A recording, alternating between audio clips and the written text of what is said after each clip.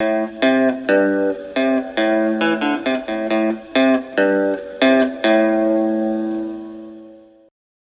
everyone, I'm Zen Honeycutt of Moms Across America, and today we have a very important and special interview regarding the FDA failures and what we can do about it. There have been some drastic changes to the food regulation in our country in the past month. And today we're going to have Colleen Kavanagh from Zego Foods to talk about this. Hi, Colleen. Hi, Zen. How are you? Great. I'm so glad to be with you today. I'm going to give a little bit of background on what's going on with the food industry, and then I'll ask you to chime in and also describe why you have a special perspective on this and what your background is. Great.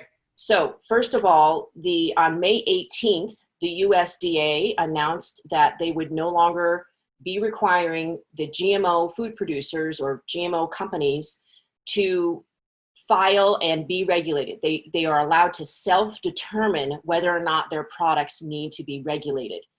In addition, they put out a statement saying that they would not regulate gene editing, GMOs, or any type of organisms, meaning CRISPR, gene drives, gene editing. This is extremely concerning to us because these types of GMOs, although they don't involve pesticides and herbicides, do have shown to cause off-target mutations. As a mom, simply not interested in feeding my kids something that has caused, off-target mutations. So we have that problem. Then on May 22nd, the FDA announced that food companies during the COVID shutdown or during the COVID sort of supply chain issues could actually switch out ingredients and not update the label. And this would pertain to ingredients less than 2% of the food weight and ingredients that were similar. For instance, they could switch out sunflower oil for canola oil. Now, they claim that the ingredients that can be switched out should not be allergens.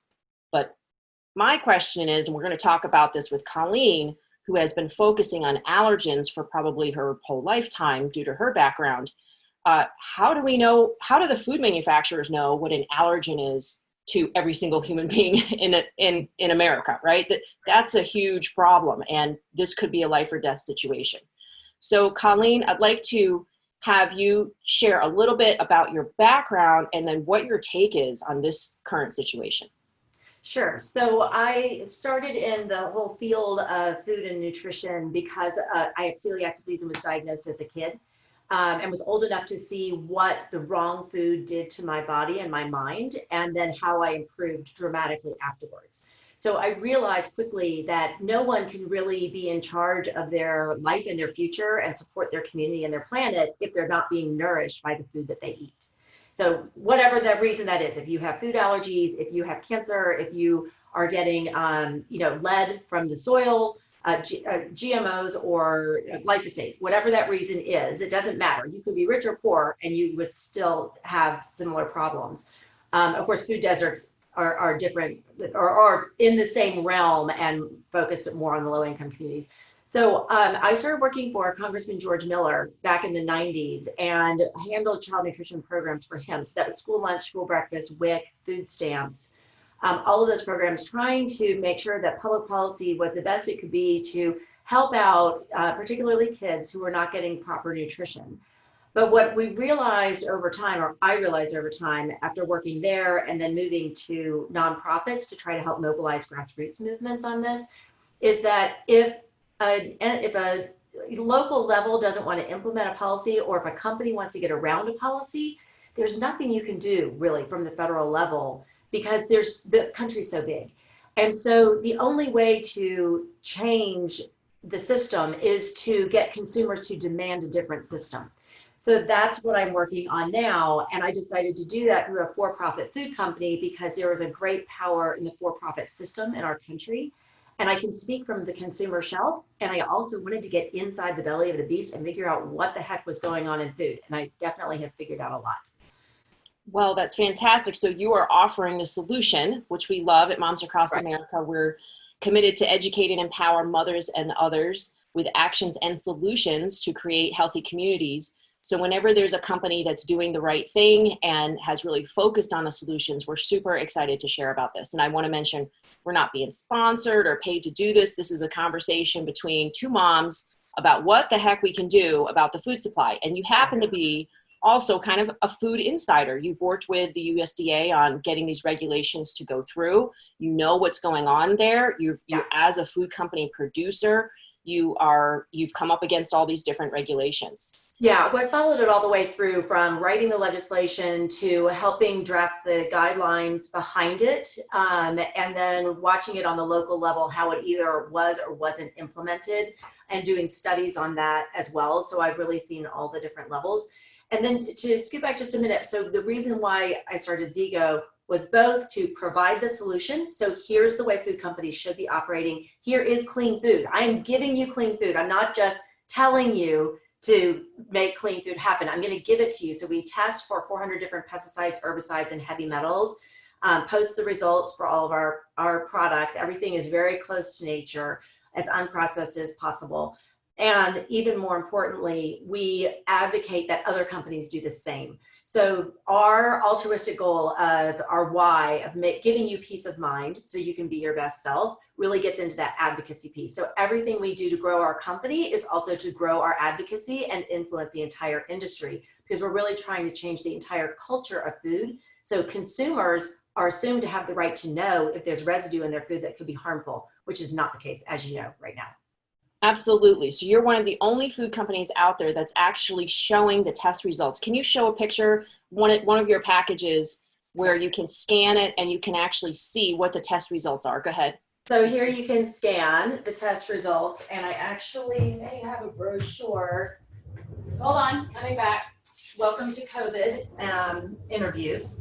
Yes. So we are working on this. I don't know if I've shown you this, done, because it's since we were going to launch it at Expo West. We are working on launching a purity panel that will be just like a nutrition panel. So in addition to being able to see our actual data, which you can through that QR code, we decided we needed a summary piece for people, because they really don't have time to go look at your moms might, but a lot of people don't have time. So they want to know, what's the summary? So we worked for a long time to develop this purity panel, and we were going to roll it out at Expo West. We still intend to do it, but you'll be able to look on there and see, did we measure any glyphosate? Did we measure any chlorpyrifos, things like that?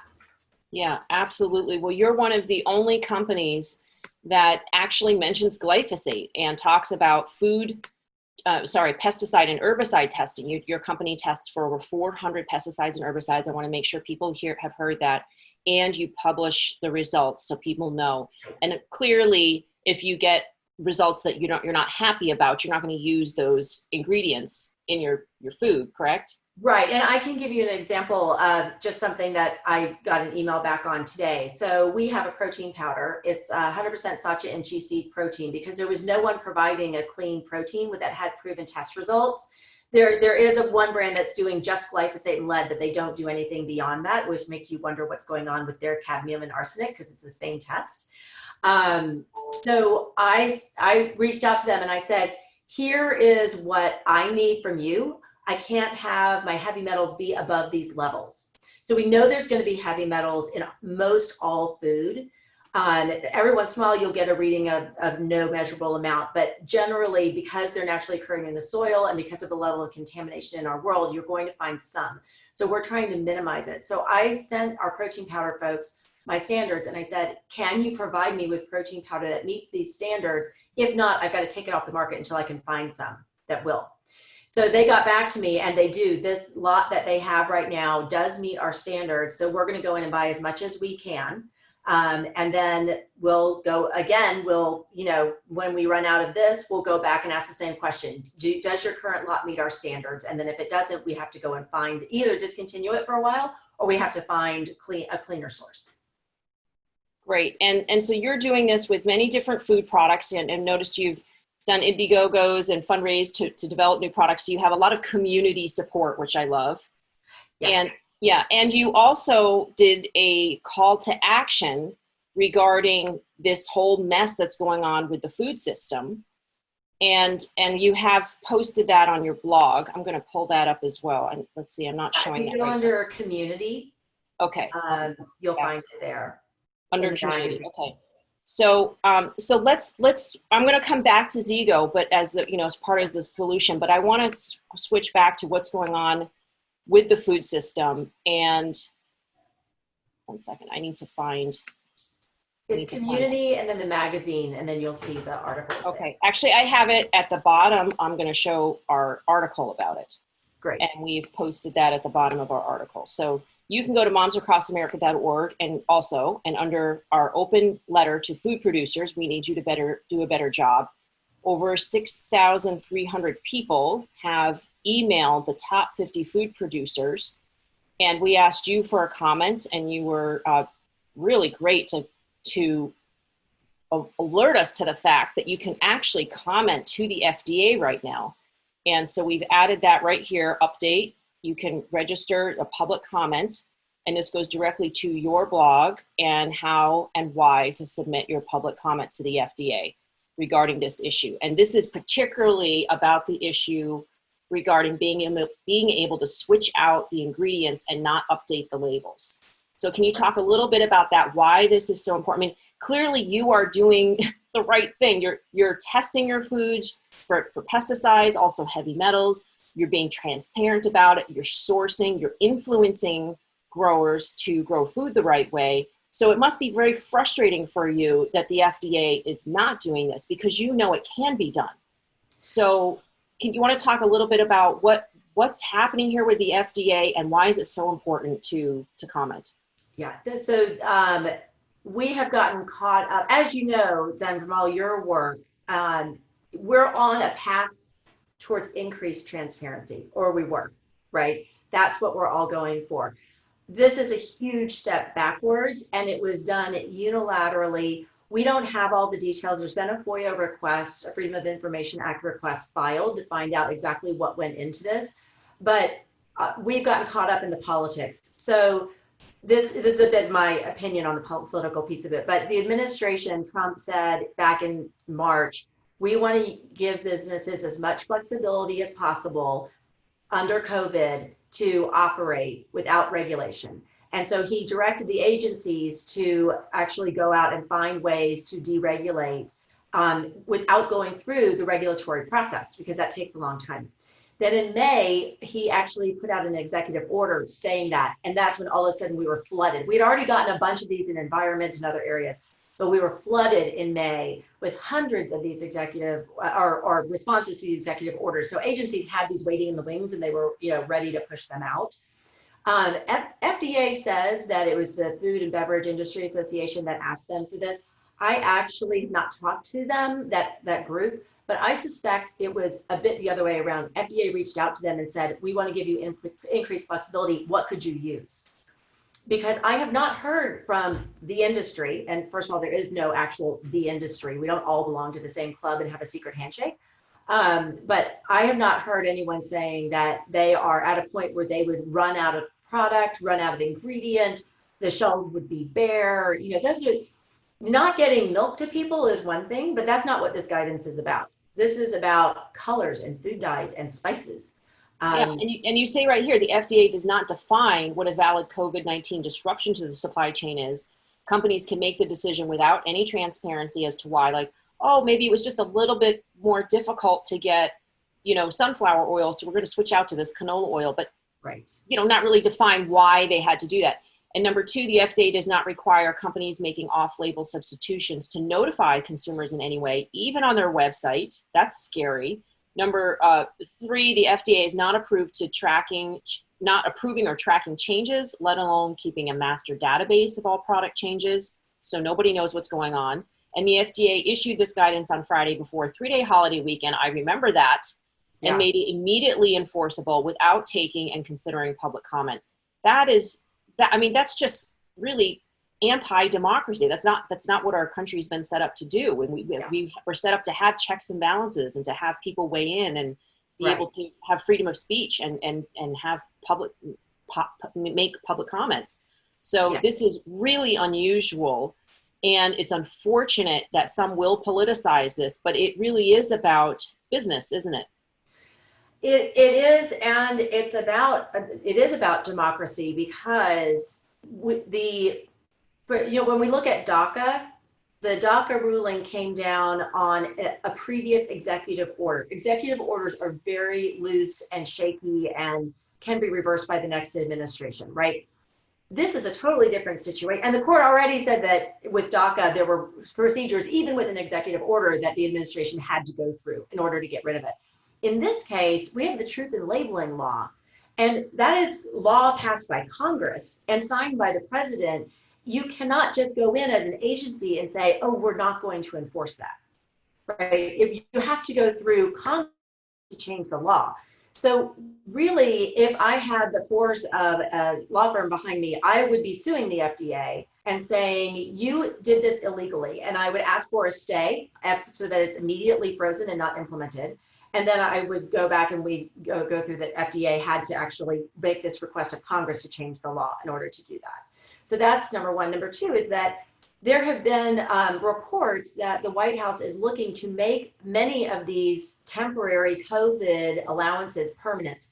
So we could very well see in the near future an omnibus bill that takes all of these things from environment and food all around that have been done in the last couple of months, puts them into one big ball of no transparency and tries to get pushed through Congress.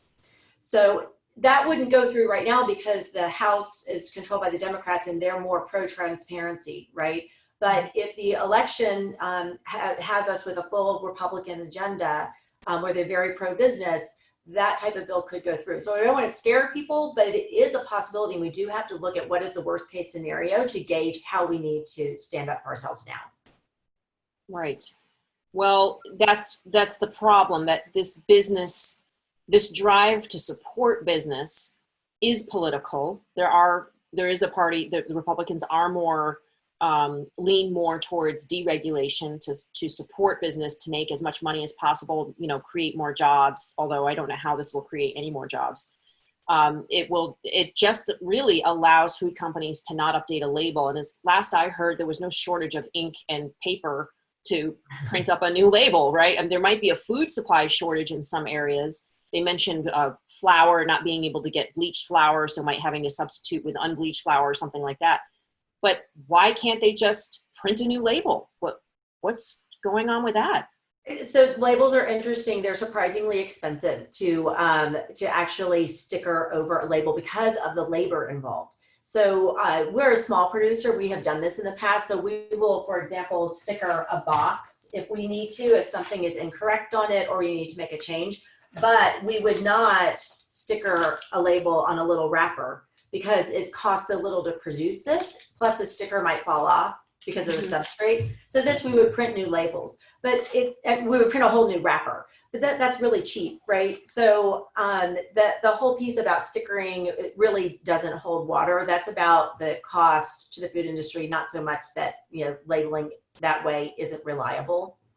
But I think the most important thing that I want everyone to take away from is you've got to file public comment with the FDA. It is as easy as leaving a comment on a website of a company that you write to. You just really type in what you follow the links, type in what it is you want to say. You need to be specific. So it's specific to this piece. And I've got examples in our piece of the things that we object to. And we wanted them to get rid of the substitution allowance completely.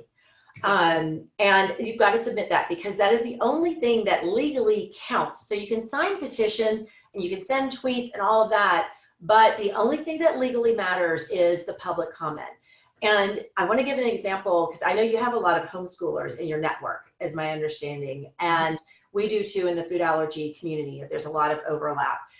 There's a great example of the power of a group to assert themselves. Back in the 90s, there was an amendment on a bill that would require teachers to be certified in every subject that they teach. Now, the intent of the amendment wasn't to outlaw homeschooling, but that's what it would have done. The homeschooling network shut down Capitol Hill with phone calls for 3 days. 3 days calling in on one amendment. Nobody touched homeschooling again for a very long time. We had the same issue with child nutrition back in the 90s when Gingrich proposed taking away the right of poor children to free meals at schools. We overwhelmed Capitol Hill with advocacy from school children sending in paper plates with messages on it. And it's now known as getting school lunch in politics. You don't pick an issue that people care passionately about because they're going to slam it down. So we need to make these regulations the third rail so that when people say in the future, oh, let's see what we can deregulate, and someone says, oh, how about food labeling laws? Someone who knows is going to say, no, no, no, don't do that. We learned our lesson. You cannot win. So this group is really active and really powerful, and the tools that you've put together are amazing, and you really need to use that. And people need to feel empowered and not feel defeated. Yes, absolutely. So I so appreciate how you've shared that link. It's at the bottom of the blog that we just came from. And when you click on that link, you go straight to regulations.gov, and you can just start typing in your comment here. And especially people with allergies. I mean, this is your time. This could be a life-threatening situation for you or your child or your loved ones. And I mean, what is it? 1 out of 13 kids, according to the CDC, has a food allergy now? Yeah, and the food allergy piece is broader than that too, Zen. So, we have the top 8 food allergens and gluten, and those they specifically say in the regulations that you should not substitute those. However, there's over 170 known clinically proven foods that people are allergic to. So we're talking about people who are allergic to bananas and strawberries and paprika and black pepper. And you mentioned that you have a friend, I think, who's allergic to black pepper. This is a disaster for those people, especially because things like spices are never going to be more than 2%. Right. My daughter is allergic to jalapenos. We could buy a habanero salsa for her, and they could swap out jalapenos because they can't get the habaneros, and she would have a reaction. So it's really unbelievable that FDA did this. And if any company actually acts on it, they really don't understand their liability. That's another thing that I keep telling the food industry is you cannot do this because you're still liable. If you end up hurting someone, they can sue you. And this guidance is not binding really in any way because it's sort of outside the law. And they use these amorphous terms like you can't harm the safety and health of someone in doing this. Well, you're going to. There's over 170 different food allergies plus all of their derivatives and all the people allergic to corn. And there's corn derivatives in everything. So there's no way a food company can feel comfortable if they make a substitute without. Well, I want to share with you, we did have 5 food companies, major food companies, respond to us out of this campaign. And I'm going to read to you just like a sentence or two from some of these companies and let's just talk about this and get some feedback, because you are saying exactly what I've been saying, which is there are a lot of foods that people can be and ingredients that people can be allergic to. So PepsiCo was one of the first companies that responded to us. They're the 2nd largest food producer in the world. I'm not a big fan of their food products, but a lot of people do eat a lot of their food. So we wanted to get a response from them, along with many other food companies, and they did respond. And PepsiCo said, PepsiCo is taking any supply issues / ingredient swapping very seriously and will only consider minor changes if they are absolutely necessary, will not impact the label, and will not include unlabeled allergens. So my question to you is, how could they make a switch and have it not impact the label? How can you do both of that? Can you switch an ingredient and still have the label be the same? Well, you mean prior to this guidance? Yeah. I mean, I guess now they can, but now they can, right? So prior to the guidance, companies had the flexibility to appeal to the FDA on specific situations. So if you, here's kind of a silly example, but I can give it directly from my company. In our listing of ingredients, we had lemon peel, and we wanted to switch to lemon oil or something like that. And we didn't want to throw out, $10,000 in packaging. So we asked them, could we go ahead and do that? And they said, yes, because you're showing people that you have lemons. If they have an allergy, we're not trying to fool anyone, right? You could say, because of supply chain issues, we can't get enough of something. So we're going to decrease that amount, which means that technically on the label, because you're supposed to list it in order of quantity in the product. Yep. And say it was supposed to be number 2, and now it's actually going to be number 3. So you could ask the FDA, can I make that swap without changing my label? And they would hopefully say yes, because that we also don't want to waste, right?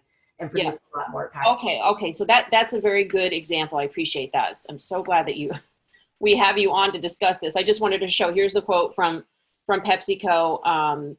And again, I point out that minor changes, right? Even if they do say it's absolutely necessary to make a minor change, that minor changes can have a huge impact on people like your daughter or people who are allergic to certain kinds of. Then what they might be referring to there is something like a group term like spices or natural flavors, right? So in that case, they could, because they aren't defining what their spice blend is, they might be making changes and they wouldn't be required to put it on the label. That doesn't mean that they didn't just suddenly put paprika in and it wasn't there and you're allergic to it.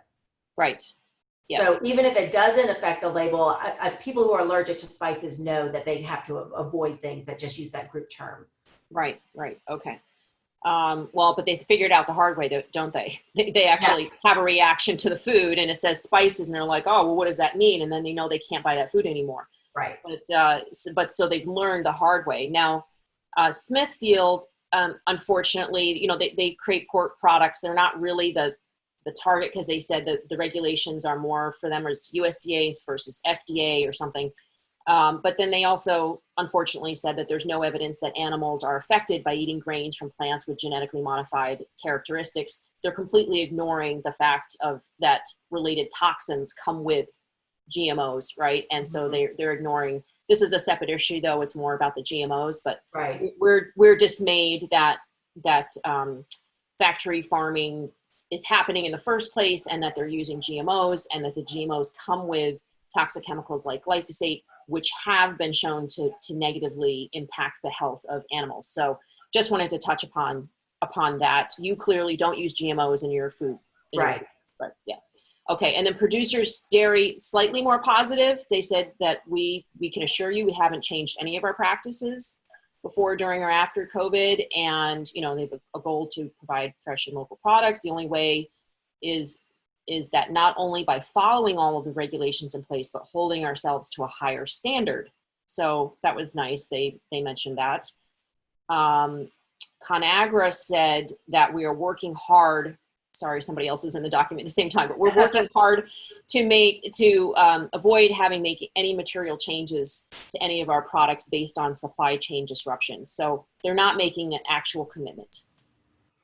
Well, it's good that they responded to you, though, because it means they're aware of it. When when FAIR, the Food Allergy Research and Education Group, reached out to about 30 different companies right after May 22nd, none of them even knew that this was happening. Okay. So it's good that they're aware of it. Hershey also responded. They gave us an extensive letter, and we're posting the article soon, and we'll share a link to their actual letter talking about the other initiatives that they're doing, charitable food initiatives. But they did say we have not encountered any COVID-19 related impacts that could affect, labeling and current product labels. So it is good that we are getting a response. I'm glad to hear that you think that's a good thing. I think that what's most important is that these food companies know that we are watching and that we are demanding higher standards, and that it's important to us that we actually, we're not just going to ignore this. Our children and our family members can be harmed. I think a great follow-up with them, Zen, is to ask them to file public comment. And even if they don't want to say that they want the substitutions piece waived, they certainly should ask the FDA to keep a master list of all the food changes, because it is too much to expect consumers every time they go shopping to go into websites of all the companies they're going to buy from and check and see if there's any posted ingredient changes, what the lot number is, and then do all of that comparison. Right? It's a huge burden on the consumer. If the consumer even knows that this is an issue, right? Most consumers have no idea that this is even going on. So we need the FDA to keep a master list. All companies, if they're going to keep the substitution piece, need to be required to tell the FDA that they're doing it, just like you would with a recall, right? All of that information so that you have one place to go to. And that's going to serve the companies better too, because I'm also, as a member of the food industry, I'm worried about our exports.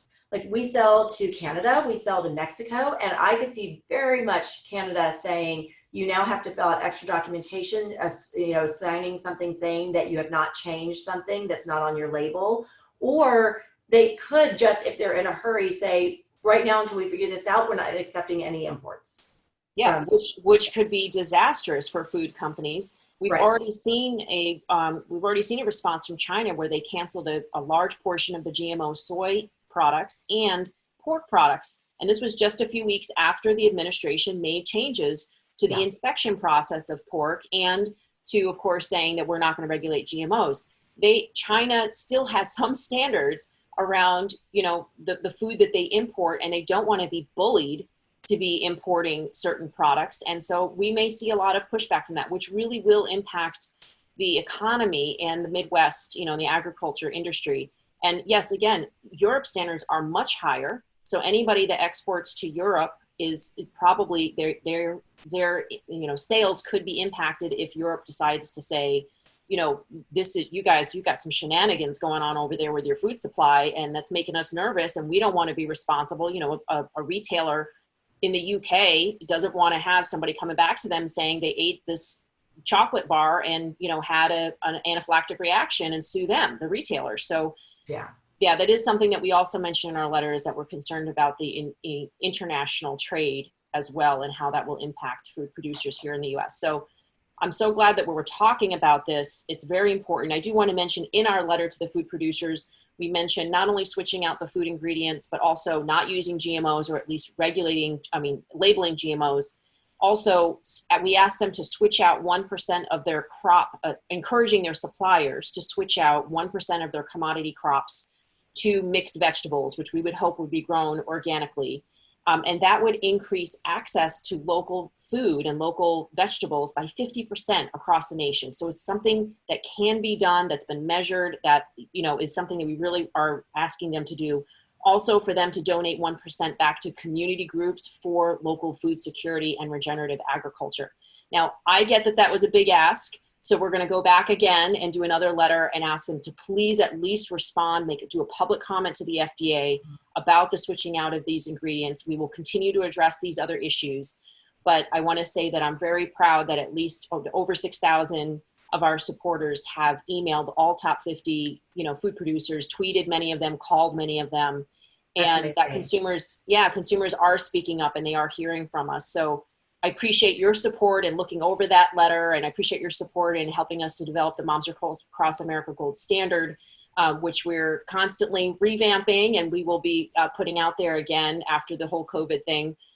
That's just sort of threw a wrench in the gears of all of that. But no matter what happens with that, we are very excited to be collaborating with food companies like yours that are going the extra mile to provide safe food. And I just want to revisit your website so people know you've got a lot more products here than the last time I looked. They look delicious. So what we're doing now is when we get reports from third parties, whether it's Environmental Working Group or other groups like that, about toxicity in a particular supply chain, we try to find a clean source and provide that product. So we have a whole slew of oat products now, both muesli and oats, that we're testing for the glyphosates and the other 400 different pesticides. And our oats are actually raw, and they're double the protein of average oats. So it's not just that they're clean, they're actually more nutritious. US grown, they're really beautiful. And then they're the highest standard of gluten-free. They're purity protocol gluten-free. So we try to hit as many ways as we can to make this easy for consumers to enjoy, regardless of what their dietary restrictions are. And then same with the plant proteins. And we started getting all those reports from the Clean Label Projects and others about how much heavy metal residue and BHA and things like that were in protein powders. We wanted to provide a clean source with documentation behind it. So that's why we've introduced our protein powder. And then today, you guys are going to be the first to know, we are launching a new dessert bar. So it's raspberries, cherries, and chocolate chips. It's utterly delicious. And it was a big demand people had, because we tend towards the healthier side. And people we'd love to have a treat that we could use for dessert. So we're introducing that today. So it's pretty exciting. Wow, that's great. I can't wait to try it, and to have more of this solution available for people. There have been a lot of people that were concerned about oats. I mean, when we tested glyphosate in oats and saw those levels, it was one of the highest levels. Baby food that uses oatmeal has high glyphosate levels.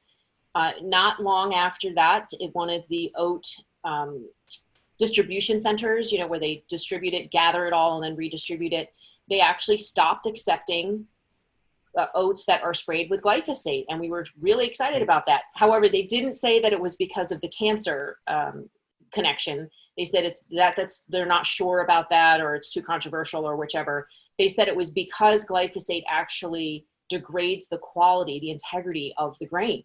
Oh, interesting. I had not heard that. Yes. So they said that non-glyphosate sprayed oats are more, basically more integrous. They have, better quality, better nutrition, and, all of that. So, that's an upside right there. And then you're also using, locally grown oats, and you're testing for it on top of the fact that, it's not just not being allowed. And that's what a lot of moms are concerned about, is that we know that certain things, like in organic, or in like organic doesn't allow GMOs, but they're not testing for it. A non-GMO doesn't allow GMOs, but they're not testing for pesticides and herbicides, right? Yeah. And pretty much nobody's testing for heavy metals. So that's why, we developed the Moms Across America Gold Standard. You clearly would be a Moms Across America Gold Standard, probably the entire brand would be. And we hope to someday get the cost down, so that can be possible for smaller companies like yours. We clearly don't want to put more burden on food companies in doing what they're doing when they're doing the right thing. So we just wanted to talk about what you were doing. This is fantastic, and we want people to know what's going on with the food supply. I appreciate you reviewing that with us and putting out that call to action to have people comment to the FDA. They need to hear from us, folks. They need to hear that it is simply not acceptable that they allow food ingredients to be switched out and not update the labels. They can update the labels. We get, Colleen, from what you're saying, it could cost them $10,000. It could be more expensive. But it's simply a matter of safety. It's our life. You're running a food company, right? I mean, this is what you have to do sometimes. Or you swap out a flavor. If you can't get cinnamon, I can't imagine a situation when you couldn't, but if you can't get cinnamon, then maybe you substitute a different SKU on the shelf until your cinnamon's back in supply. You don't switch it out for something. It's just not done. I do want to focus on the fact that you got over 6,000 comments or emails to companies for the letter that you did to the major food manufacturers. That is amazing. And everybody who's listening to this needs to know that that's huge. That is a really strong grassroots network. And of all the food allergy advocacy that's happened on this FDA piece that we're talking about, this one piece, fewer than 3,000 comments were actually submitted to the FDA. Okay, so we need to get going on that. We need to post that. And, it's important. We originally intended to target just the food producers, because we didn't know that we could do I wasn't aware of the comment about the FDA. So I didn't learn about that until after we created the whole campaign. That's why it's an update that we also want you to comment to the FDA, but we will refocus on that, because it's also been sort of an issue for me when I see a lot of other nonprofits say, sign our petition, but it's not going directly to the EPA or the CDC or the FDA, right? No. Right. We usually, when we send out emails like that, we just send the link to the EPA or the FDA comment section, so that it goes directly to them. We're not just trying to gather your email, and increase our email list or whatever. We need the comment to go directly to the source. So we will also send another email out about that, because we didn't know about it to begin with. And we will of course Moms Across America will make a public comment. And we'll encourage all the other food companies and everybody else that they need to do this as well.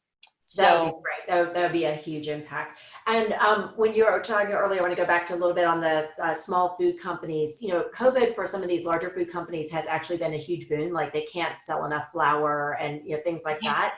But for example, with Zigo, overnight we lost 2/3 of our income, because we were heavily into food service, college campuses, corporate campuses. We're having to rebuild the whole company almost only online. So anything that people who care about what we're doing can do to share about our company to their friends, anything that they can do to shift their purchasing to items that we're carrying, we try to do as much as we can to provide bulk discounts. Our things are more expensive generally, not always that much more, but it's because we do all this testing and such. So it is so important. You'd be surprised. A handful of new customers coming in a day is a huge deal for us. So we do need the support of your members and their friends and people who care about these issues to keep us in business, because we can't advocate for a better food system if we can't keep our company afloat. Well, I really appreciate that you said that, because our moms, you know, when they make purchases, it's not just about the health and safety of their children, which this is clearly would be an excellent choice, your products, if they're concerned about allergens and the health and safety of their children. But also, you know, our moms make decisions based on their values and the type of food system that we want to have in the future, and the type of future that we want to have on the planet. And so we need to support the companies that are doing the right thing. And I really appreciate you mentioning that, because for every person that makes one purchase on here and then they go and ask 5 or 10 of their friends to do the same thing, I mean, we could really, you know, revamp, you know, like give you a revival here. Yeah, absolutely. And you could produce more new products, right? So that we have more products that we can know have been tested, purity tested, as you mentioned right in the front, for glyphosate, pesticides, and allergens. Folks, how many food companies do that? Nobody. No other food company is putting right on the front of their package that it's purity tested for glyphosate, pesticides, and allergens. There's some companies that have other glyphosate testing things, but they just don't focus and feature it like this. So we really appreciate that you're doing this, Colleen. I appreciate that you've been able to support moms across America with some advice here and there and some of your insights, because it's invaluable, you know, and to have peace of mind, which is your motto, around the food that you're feeding your children is invaluable. Yeah. It is so, and as a mom who has almost lost her son on Thanksgiving evening due to a pecan in the stuffing, I mean, he almost died in front of my eyes. It was the most terrifying moment of my life.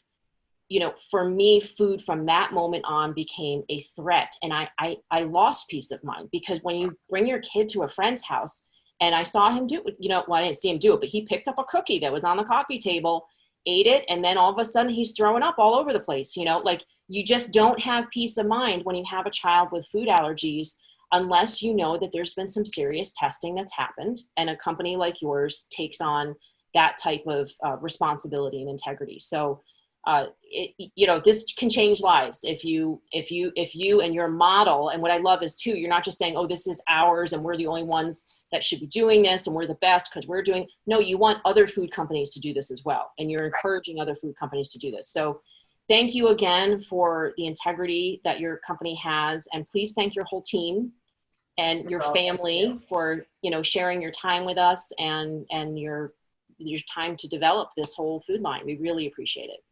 Thank you. Thank you so much. And thanks to all the work that you're doing. I really think if we keep moving forward and we can get the consumers really involved, in 10 years, we can really have this become the standard, that companies are going to feel like, oh, we're not going to be able to sell this if we don't give people access to the data.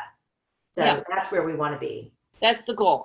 Maybe earlier than 10 years, but but I know that it's a big industry. There's a lot of big players. Okay. How about natural food industry in 5 years? We want, you know, the majority of the natural foods industry to be doing this. I think let's do that. That's a goal. I love setting a goal, and we'll keep collaborating on this.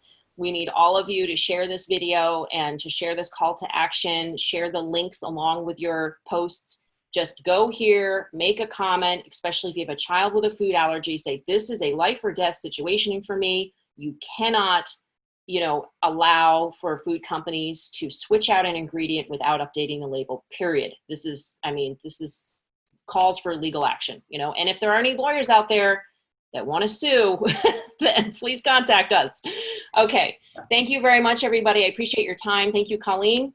Thank you so much. And I will put a coupon code up for you guys. So for your followers, we'll do Moms Across America for a 20% off discount. Oh my gosh. Yay. Yeah. Thank you. Okay. Great. All right, everybody. And you've got to try her products. I've had the oatmeal. It's amazing. It's really, really great. So, okay, everybody. Thank you very much for. Thank you. Bye. Bye-bye.